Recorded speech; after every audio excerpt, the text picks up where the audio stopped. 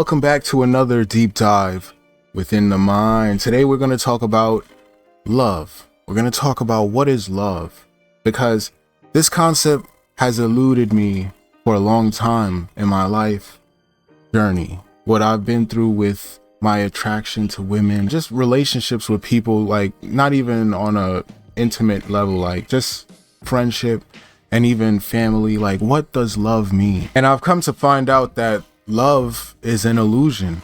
It's not even real, but at the same time, it's the only thing that's real. I know that doesn't make any sense. It contradicts itself. It's a paradox, but I'm gonna show you in this video, if you just take your time with me, I'm gonna show you in this video how these two things can be right at the same time. Now let's start out with the idea that love is an illusion, right? It's because we live in a world of illusions where everything is not as it appears to be. A lot of people only believe in what they can see, which means they're easily misled by their eyes. Most people, they don't see beneath the surface. They don't question things further. They just see things as presented and they accept it as reality. They don't value the process as much. They don't value knowing what's behind the magic trick. They want to just see the magic. Now, the majority of people are deathly afraid of being alone.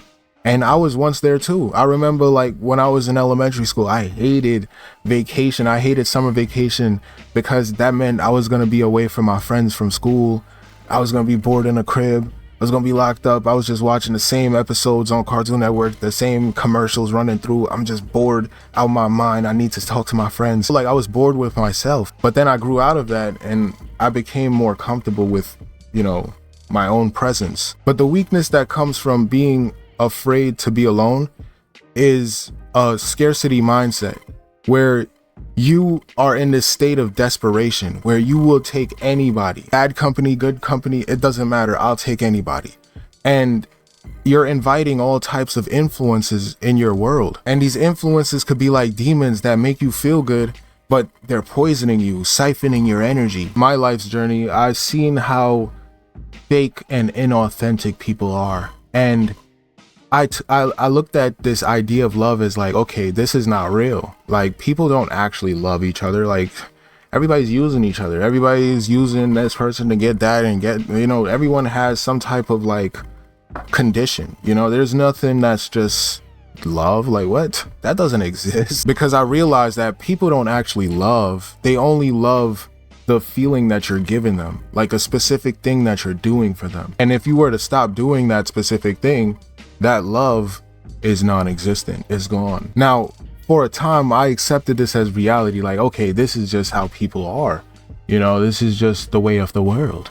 I can't be a crybaby and, oh, why can't people just hold hands and just sing Kumbaya? I can't be like that, bro. Like, this is just how it is. So play the game, right? And that I did. I started thinking, since there's no love in the world and all of that is illusionary, why not have multiple women? Like, why not have more than one? Because it's like that whole monogamy stuff is, I heard a quote on Kanye West. He said, love is cursed by monogamy. 2 tattoos, 1 red, no apologies. The other said love is cursed by monogamy. And I was talking to so many different women at one time, bro. It was unhealthy, but I was young and dumb, you know what I'm saying? It was this whole idea that women love a man with options. Women love a man that other women love, right? So it's good to have a rotation. The idea was that talking to more than one female would give you more confidence in the interaction, because you won't have a fear of losing one if you're talking to many. There was a time when I was laid up with one in the bed and she looked up at me and she asked me, are you talking to anybody else? And my heart dropped. I was like, damn. And then she said, be honest. I'm like, okay, let me be honest. Like, what's the worst that's gonna happen? Yeah, I am. And she said, are you, doing anything with them? I'm like, yeah. And she said, can I watch? I was like, bro, whoa, okay. I did not expect that turn of events, because I was thinking she was gonna be like, I can't believe you. You see, I knew there was something about you. Let me get my stuff and leave. She was like, wait, hold on, can I see? Now, quick disclaimer, I'm telling this story not to glorify these actions. I'm not telling this story to like you know, say, oh, this is the way of the man, and this is, nah, bro, this is the wrong wave, bro. This is, or at least this was the wrong way for me. I could just speak for myself. So then after she left, I called the next girl and I'm like, okay, I have someone else that wants to watch. And she's like, man, you're joking. You're man, stop playing jokes. But she sounded intrigued though. Like she wasn't like against it. She wasn't like, man, get that out of here. Like she was like, wait, huh? Are you serious? And we all met up with each other. They both started talking to each other. Like their personalities just went like this. As soon as they started talking to each other, like it was like this love triangle that was like, it made me feel like I was like, yo, I felt like I had testosterone through the roof. I was like, yeah, I'm Kratos. So I'm in my bed with both of them laid up like this. One chick right here curled up on me, one chick right here curled up on me. Both of them resting their head right here, and we both just watching American Dad. And it's like I'm looking up in my head like, bro, this is like, how did I get here? What the? I wish I could capture this moment in a bottle, like, damn. But what I learned in life, man, is that the higher the highs, the lower the lows. Because when, you know, I felt a shift in my spirit, right? And we were going to get into the spiritual context now. I felt a shift in my spirit talking to multiple women like that. It felt like I was soulless, like pieces of myself was being fragmented in these different pockets of relationships. And I wasn't an authentic version of myself. I started losing my essence of who I really am. And it troubled me. It made me fearful because my only sense of comfort was now sex. It was now like, bro, I want to have these girls around now. Like and I turn in more into like a desperate state of mind now where I'm not this like cool bravado guy anymore for them to like anymore. I'm more like desperate now because they're my only sense of comfort. Like, oh man, these women are the only thing that makes me feel like I'm a somebody. And this is when I discovered what true love is, the eternal love that's within every being. And that is to live on valued energy, because living on valued energy is valuing the energy that's within us, right?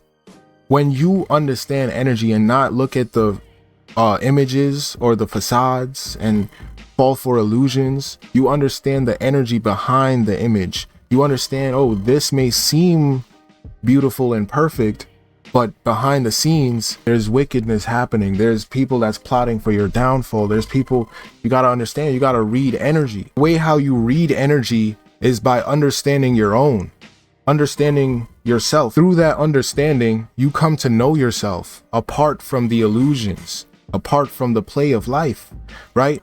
Where you know what is real and what is fake, the authentic versus the inauthentic. You become authentic. You become your authentic self. Now, when we start to increase our awareness, I always say this, that the Matrix is trying to like distract you from seeing the truth and all of this stuff.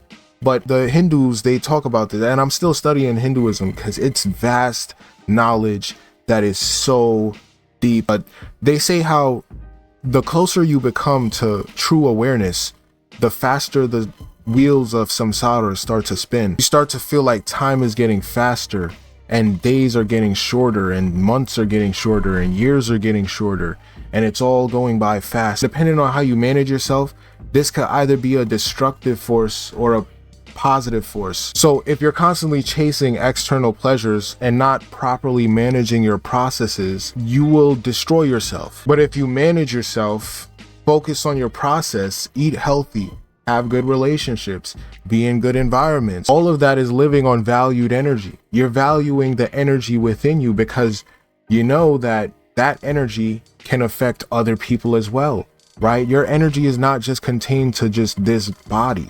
You got to understand that when you're in a grumpy mood, like, you know, they even have it on Snicker commercials, right? Like, you're not you when you don't have a Snickers, right? That is, sometimes people, they go through states of agitation. They treat people poorly because they're hungry. You know, they didn't have a snack this morning. They didn't do this morning. Their bodies is giving them pain and they're lashing out on other people. You see, because they're not taking care of their process. But you, as a person who takes care of your process, you don't bring your problems to other people.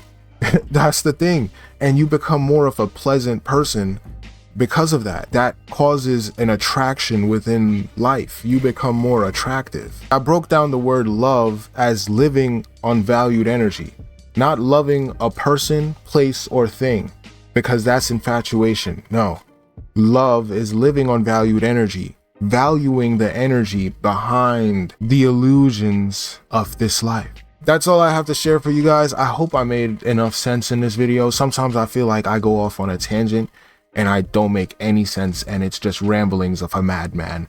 But I hope there's other madmen out there who can relate. You know what I'm saying? I'll catch you on the next one. Thanks for watching.